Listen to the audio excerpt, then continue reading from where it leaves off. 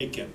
So about a week before the draft, I called Stu and did Bowie pass the physical? And he said yes. And I said, you still going to take him? And he said yes. So I knew that we were going to get Jordan before the draft, unless some crazy trade came up. But we were very, very fortunate. Had Portland won the flip, they would have taken Elijah Wan. Houston would have taken Michael. So we were just very, very fortunate. Had you been number one, would you have taken Jordan? I would have taken Elijah Wan. Okay. Interesting. You know, if you think back to everything is relative to the time. Yeah. Big guys were so much more important than small guys. Yeah. So anybody that says they wouldn't have taken Elijah Wan is not telling the truth. Because 30 teams would have taken him. Do you like the game today? Do you like the NBA game? The game has changed. Yeah. All the three-point shooting, you know, the analytics tell you that if you make 32% of your threes, that's like making 50% of your twos. It's gone from, where are the low post players? Embiid, maybe a couple other guys, that's it. So now it's more outside in than inside out. To my personal preference, I'd like to see a little more variance, a little more diversity in play. My personal preference, but the fans seem to like it. You know, the NBA is doing as, you know, better than they've ever done. And, you know, look back, about 15 years ago, everybody was talking about there are no point guards in the NBA. Now, if you don't have a point guard, you're dead. Everybody almost has a really good point guard. And then 10 years or so, no shooters.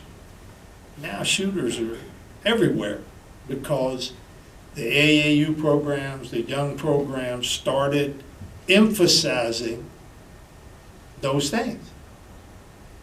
And, you know, small guys can play now that couldn't play before because of the physicality of the game. And now you can't touch guys out front. Guys who can only shoot can play because they've spread the court, changed the game. So it's different. It really is. You know, look at Houston. They start a 6'5" center, and they're good. They have a good team. A 6'5" center. That's like crazy. Was there ever a moment where it clicked and you knew that you wanted to make a life out of basketball, or did it just kind of happen? I wish I were prescient enough as I was coming to the end of my career as a player due to injury that I had a plan, but not really. I was going to go to law school at the University of Washington. After your playing career? After my playing career was over. And I got a call in the summer. I was all set to go. And I got a call from Kevin Lockery, who was a coach of the New York Nets of the ABA. And I had played with him my first year in the NBA with Baltimore. And he offered me a job as an assistant coach. And I said, you know, I'm going to go to law school. I don't think so. And a couple of days later, I said to my wife, you know, Lockery offered me this job, and I think I'd like to take it. And she thought I was crazy. What are you talking about? You know, we got a good life here. And, you know, you're going to go to law school. What are you doing? But she agreed that if I really wanted to do it, we'd do it. So we came cross country and set up housekeeping on Long Island and won the championship the first year with Dr. J. And so then I've just been in it ever since. For you evaluating players, whether you're going to draft them or building your team, there were one or two things that they had to have for you to say, yeah, I want that guy? Number one, talent, physical talent. That's the first thing. Number two, you like to have people that, have a feel for basketball. In other words, they're smart players. Number three, you want somebody who's got heart. You want some toughness. But talent is number one. Good people too. You want people that are, you can depend on. But I think back to the time I was drafting.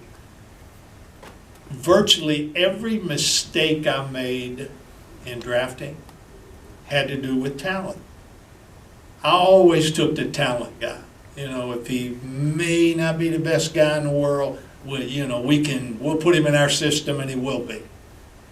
Doesn't work all the time. Rob, you always hear stories about the dream team and how at the very beginning of it, guys really had to kind of talk them to doing it. How close was that, to not come into fruition? And what was it like at the beginning stages of putting that together? Well, Russ Granick and Russ was the deputy commissioner of the NBA, were responsible for getting the players.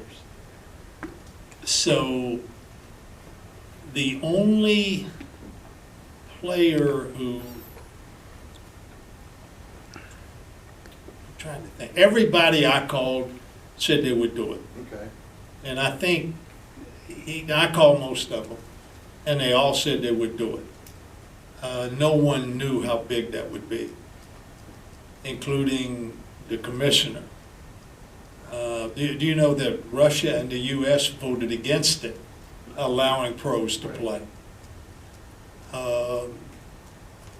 But that was unbelievable what it did for basketball around the world. Now in the NBA, you've got over 100 foreign kids. That's because of the 1992 Dream Team. The things I remember about it is Jordan was clearly the best player. Clearly. But his personality did not affect the team from the standpoint of I'm Michael Jordan. I want to be the leading scorer. I want to do this. He was total team guy.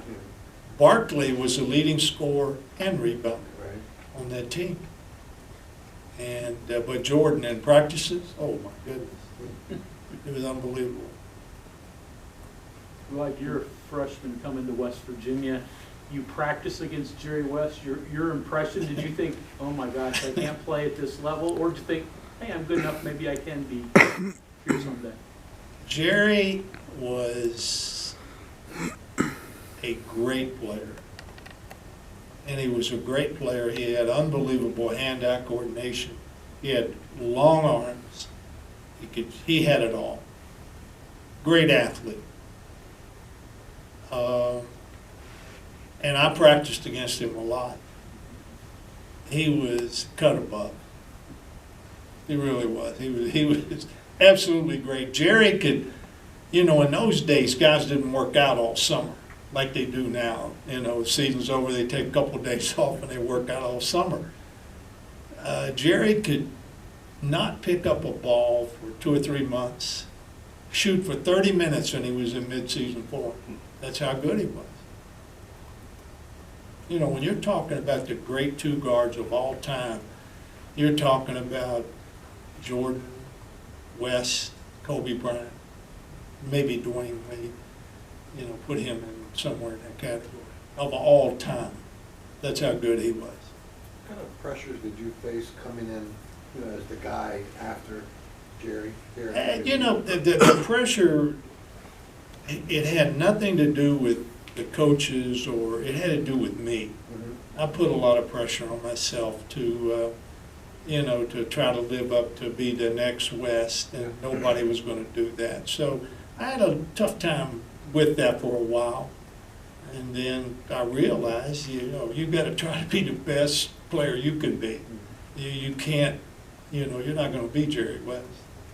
And then it was fun.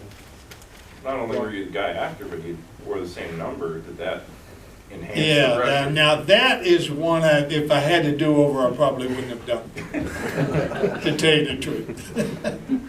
Rod, do you wish you had a three-point play when you played? Oh, my goodness, yes. Your two-hand jump shot Oh, was I would, beyond the arc. Yeah. I shot like a two-handed jump shot, and I had a lot of range, and I would love the three-point shot. Yes. Have you been by the field house? Have I been by the field house? Yeah. Yeah. You know In it's fact, down. we rode by last night.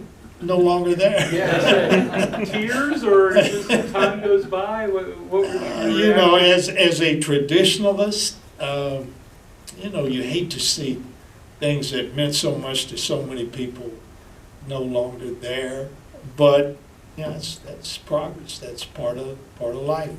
We have time for one more question. Rod, as a kid growing up in Mercer County, coming here, where do you think the moment where you're going to be standing on the floor at halftime today, seeing that jersey go up in the rafters, can you even think about ranking that as far as in your career as a basketball player? Well, as I said earlier, I've been fortunate enough to, have had certainly more than my share of, big days. This is certainly one of them. Mike, you're a talent evaluator. Right. If you were going to draft, and they were all coming up together, Michael, Jerry, Kobe, Oscar, who would you pick? In all due respect to all those guys, Michael. You couldn't be wrong. You can't go wrong there. Thank you for your time. Oscar Robertson was unbelievable. When I first came in the league, he was absolutely unbelievable. Great player. He doesn't get enough credit, respect for how good he was, to me. He could tell you where he wanted to go and go there. If he came to half court and he said, I'm going to take you down to 8 feet and I'm going to shoot over you, he would take you to 8 feet and shoot over you. But in those days, you very seldom double team guys. That was get over every screen and you guard your man. That's changed a lot now. Thank you for your time, sir. Hey, thanks, guys.